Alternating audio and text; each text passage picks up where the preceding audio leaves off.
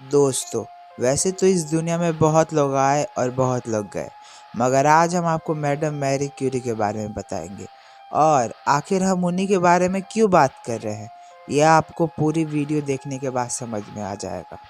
आज हम madam Marie Curie के जीवन को बहुत करीब से जानेंगे और यकीन मानिए, पूरी वीडियो देखने के बाद आपको इस वीडियो से बहुत कुछ सीखने को मिलेगा। तो चलिए शुरू करते हैं।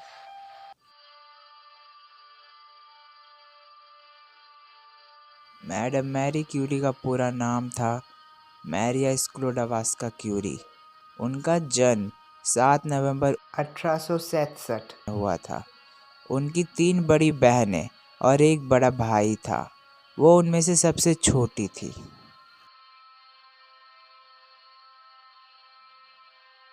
मैरी क्यूरी के पिता एक टीचर थे। उन्होंने बचपन में ही अपनी बेटी के अंदर विज्ञान के प्रति रुचि को देख लिया था, इसलिए वह उसे पढ़ाना चाहते थे।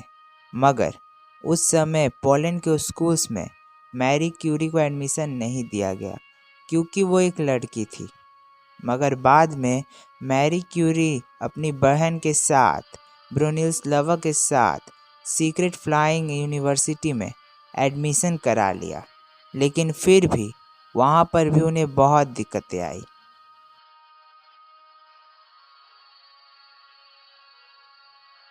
सन 1891 में मैरी क्यूरी 24 साल की उम्र में अपने सारे पैसे लगाकर पेरिस चली गई। वहीं पर उन्होंने सॉर्बोन यूनिवर्सिटी में अपना दाखिला करवा लिया। वहीं पर मैरी क्यूरी की सॉर्बोन यूनिवर्सिटी के ही फिजिक्स प्रोफेसर पियरी क्यूरी से मुलाकात हुई। उन दोनों की सोच काफ़ी मिलती थी। वो दोनों एक साथ रिसर्च करना चाहते थे, इसीलिए 4 साल बाद दोनों ने एक दूसरे से शादी कर ली।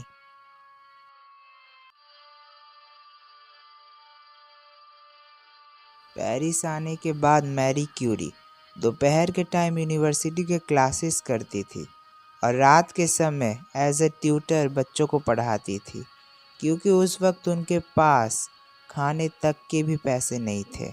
वो सिर्फ चाय और ब्रेड पर जी रही थी।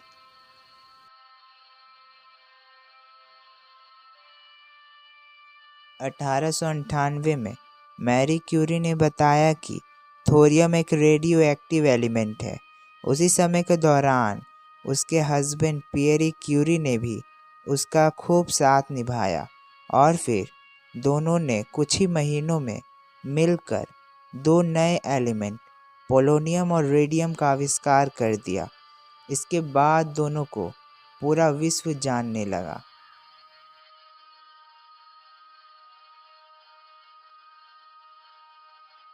इन दोनों एलिमेंट्स के आविष्कार के बाद मैरी क्यूरी और पियरी क्यूरी का नाम नोबेल प्राइज़ के लिए नॉमिनेट किया गया, मगर नोबेल प्राइज़ फाउंडेशन के लोगों ने मैरी क्यूरी का नाम इस लिस्ट से बाहर कर दिया क्योंकि वो एक महिला थी।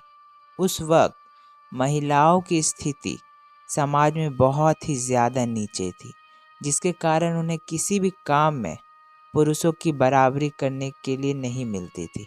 मगर बाद में मैरी क्यूरी का हुनर देखने के बाद नोबेल प्राइज़ फाउंडेशन ने सन 1903 में उन्हें फिजिक्स के लिए नोबेल प्राइज़ दे ही दिया।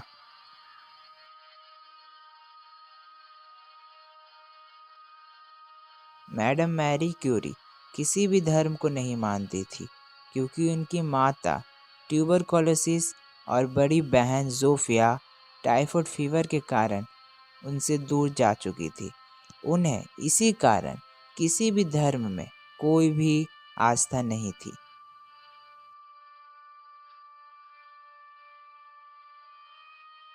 19 अप्रैल 1906 में पियरी क्यूरी जब बारिश के मौसम में रास्ते से गुजर रहे थे, तब उनका पैर अचानक से फिसल गया और वो घोड़े गाड़ी के नीचे आ गए और घोड़ा गाड़ी उनके सर को कुचलते हुए आगे निकल गया।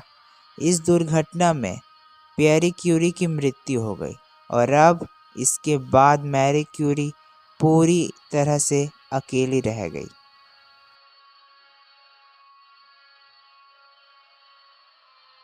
मैरी क्यूरी को अपने पति के मौत का बहुत दुख हुआ, मगर उसने अपना रिसर्च छोड़ा नहीं, बल्कि उस पर लगातार काम करते रही।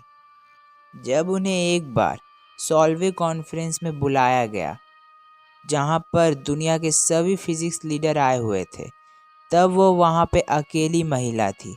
बाकी वहां पर सारे सिर्फ पुरुष ही थे। वहां मैरी क्यूरी ने पहली बार एल्बर्ट आइंस्टाइन से भेंट की। एल्बर्ट आइंस्टाइन भी मैरी क्यूरी के काम से बहुत प्रभावित थे। उन्होंने कुछ समय बाद मैरी क्यूरी को एक लेटर भिजवाया था, जिस पर लिखा हुआ था, मैं आपके काम से, आपकी बुद्धिमत्ता से बहुत ज़्यादा प्रभावित हुआ हूँ। आप बस ऐसे ही काम करते रहिए।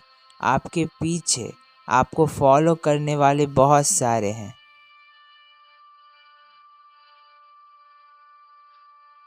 मैडम मैरी क्यूरी दुनिया की अभी तक एक ऐसी इकलौती महिला है जिन्होंने विज्ञान के 2 क्षेत्रों में नोबेल प्राइज़ जीता।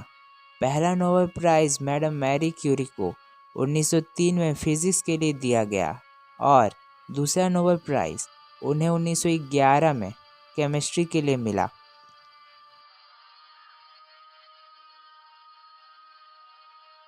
जब मैरी क्यूरी के पास नोबेल प्राइज़ से मिले 2 गोल्ड मेडल्स आए, तब उन्होंने उसे गलाकर ज़रूरतमंदों में देने की बात कही, मगर इसे नोबेल प्राइज़ फाउंडेशन के लोगों ने ठुकरा दिया।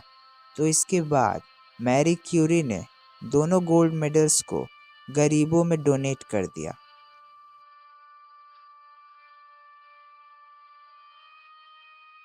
मैडम मैरी क्यूरी ये नहीं चाहती थी कि वॉर के दौरान ज़्यादा सिपाहियों की मौत हो, इसीलिए फर्स्ट वर्ल्ड वॉर के दौरान उन्होंने फाइटिंग फील्ड में 20 से ज़्यादा एम्बुलेंस रखवाया। करीब 200 से भी ज़्यादा अस्पतालों में एक्सरे मशीन को अच्छे से तैनात करवाया, ताकि किसी भी घायल सिपाही के बॉडी से बुलेट को जल्द से जल्द निकाला जा सके। और उनकी इसी प्रयास के कारण पहले वर्ल्ड वॉर के दौरान बहुत सारे सिपाहियों की जान बचाई जा सकी, जिसके कारण मैडम मैरी क्यूरी उस वक्त एक हीरो की तरह उभर कर आई।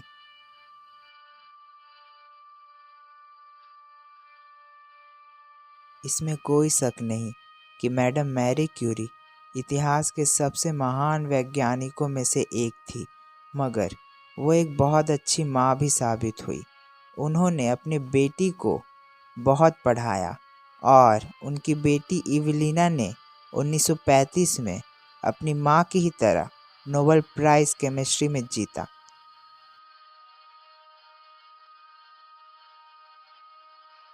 मैरी क्यूरी जब बच्ची थी, तब उनकी मुलाकात काज़िमिर जोरावस्की से हुई। वो एक बहुत अमीर घराने का लड़का था। दोनों ने एक दूसरे को पसंद कर लिया था और वो दोनों एक दूसरे से शादी करना चाहते थे, मगर काज़िमिर्स के परिवार ने ये रिश्ता ठुकरा दिया, क्योंकि उन्हें लगा कि मैरी उनके पैसों के लिए ये सब कर रही है। बाद में काज़िमिर्स मैथमेटिक्स के बहुत बड़े प्रोफेसर बने, मगर वो जिस यूनिवर्सिटी में थे, ठीक उसके सामने मैडम मैरी क्यूरी की बहुत बड़ी स्टैचू लगी हुई थी, जिसे देखकर काज़िमिरेज़ बार बार उदासी में डूब जाते थे।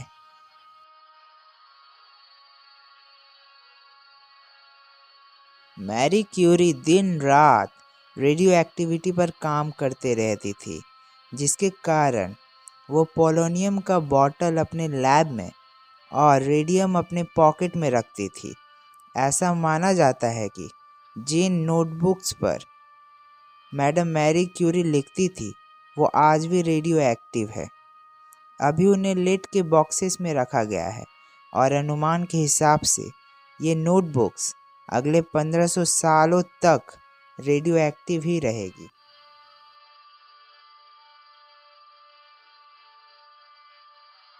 1934 में मैरी क्यूरी का ट्रीटमेंट हुआ था, क्योंकि उनकी तबीयत बहुत ज़्यादा ख़राब हो चुकी थी। आखिरकार 4 जुलाई 1934 को वो इस दुनिया से चली गई। डॉक्टर ने बताया कि उन्हें एप्लास्टिक एनीमिया हुआ था। ये एक ऐसा बीमारी है जिसमें हमारा बॉडी रेडिएशंस के कारण पूरी तरह से खराब हो जाती है। उस समय इस बीमारी का कोई भी इलाज न हो पाने के कारण उन्हें नहीं बचाया जा सका।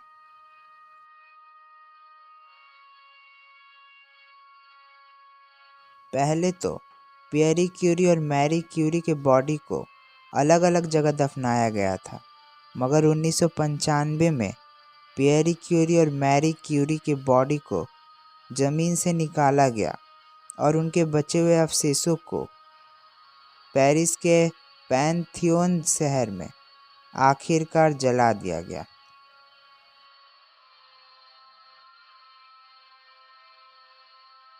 मैडम मैरी क्यूरी के सम्मान में पीरियोडिक टेबल के 96th एलिमेंट का नाम क्यूरियम रखा गया है।